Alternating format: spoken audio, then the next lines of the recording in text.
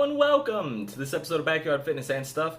Today, I'm going to be giving you a review of Toy Story 4. Fantastic. Also, if you like this and you would like to see a review to TMNT versus Batman, I saw that too and wouldn't mind giving a review on that.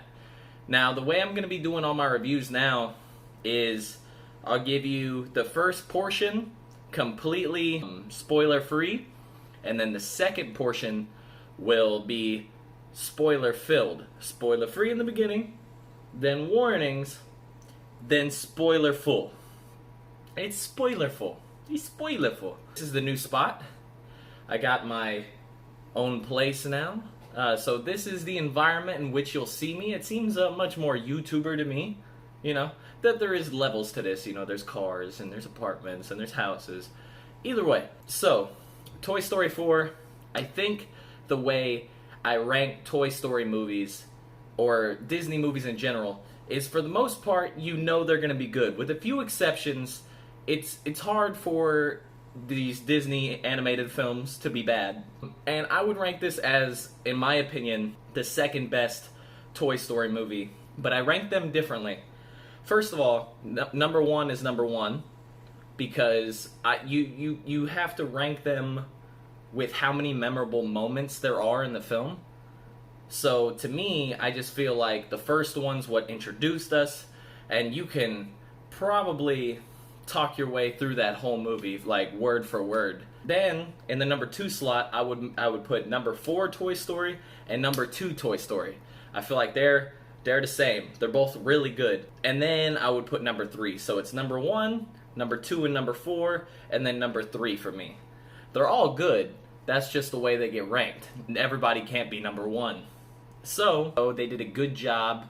It didn't seem... Whenever I first saw the trailers for a fourth one, I almost thought it was like a cash grab, which, to be honest, every Disney film probably to some extent is.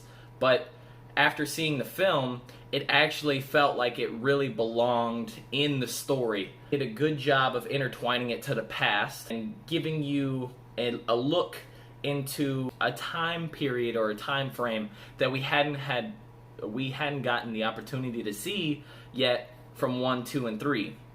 I feel as though it was beautiful, of course, especially if you've seen it or if you've looked online. All I'm gonna say is, in the non-spoiler free, because it doesn't give anything away, is that there's this cat, and it looks like a real cat.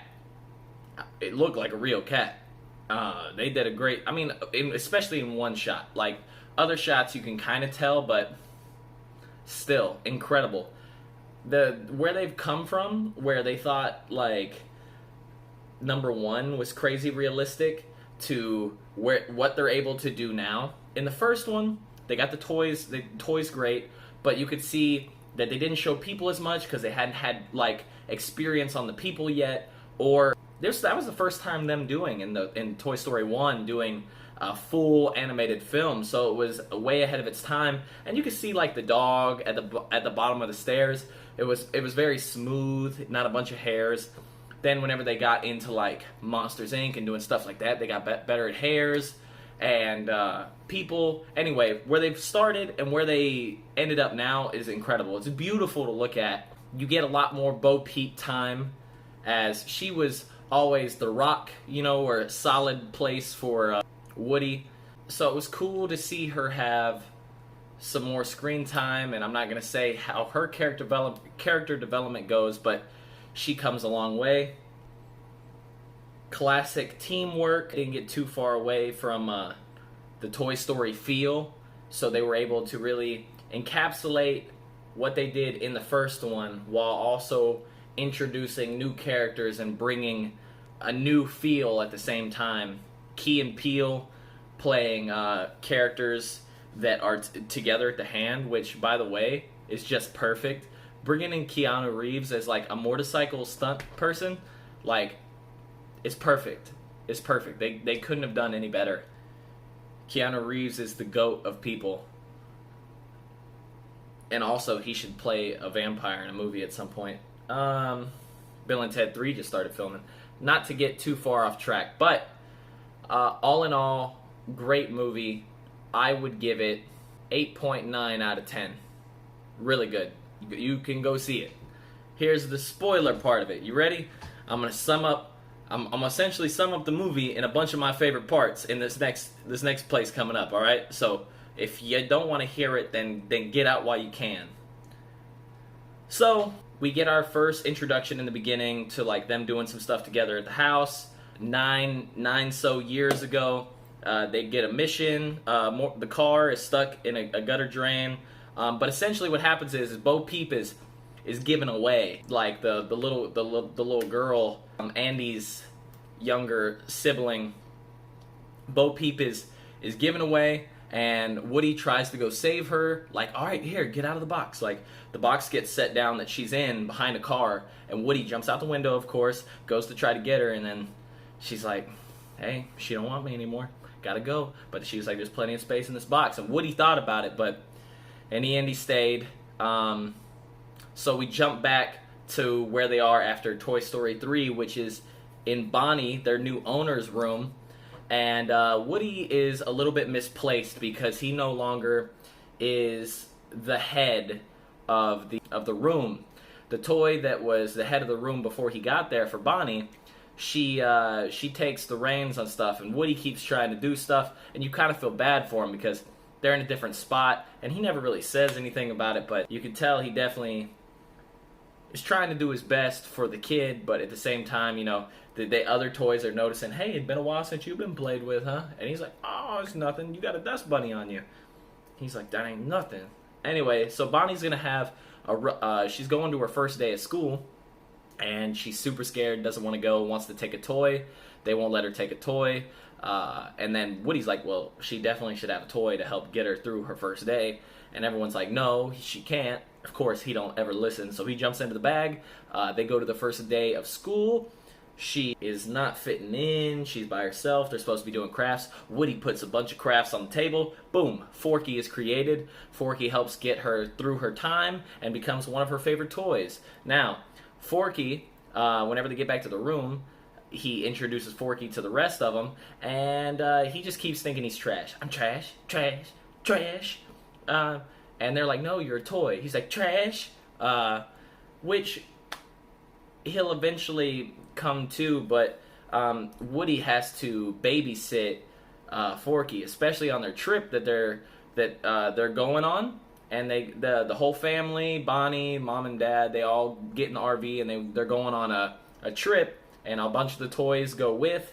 And essentially he has to keep an eye on Forky because Forky keeps trying to jump out of the car, stuff like that. And eventually it becomes too much. He gets out of the vehicle, which is 5 miles away from their RV spot. He jumps out to go get Forky, has to like take him back, and he's explaining to him while they're walking down this 5-mile path, which for a toy has got to be long as hell.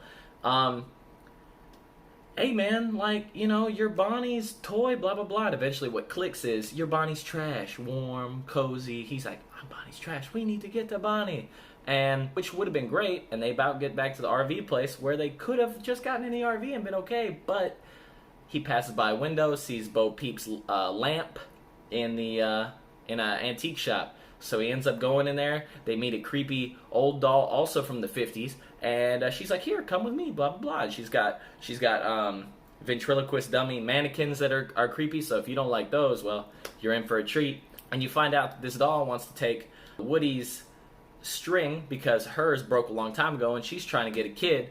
So they get out of there just barely by the skin of their teeth, and they end up in the carnival across the street, where they end up running into who else but Bo Peep. Now she's got a different outfit. She got some tape on her arm. She's been through some stuff.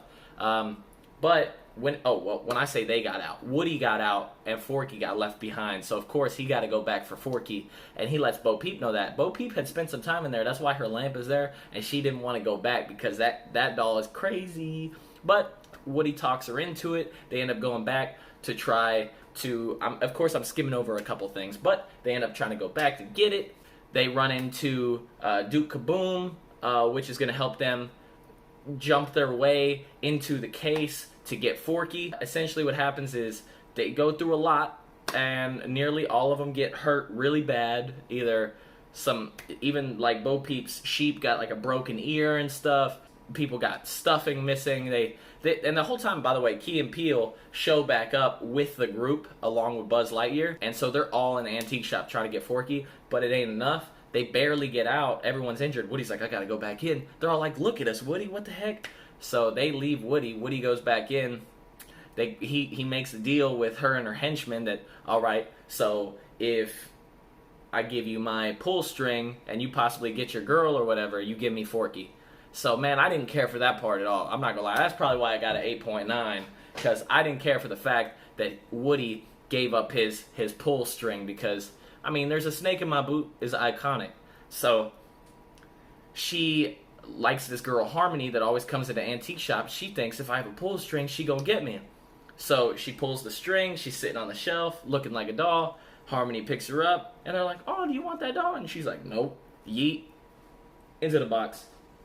So now she's heartbroken. She's like, you could have your pull string back. But, of course, by the way, never gets his pull string back. And he says, look, we can find a place for you. You know, Bonnie would love to have you. Eventually, they talk him into it. They end up back at the carnival. They're trying to get back to the RV.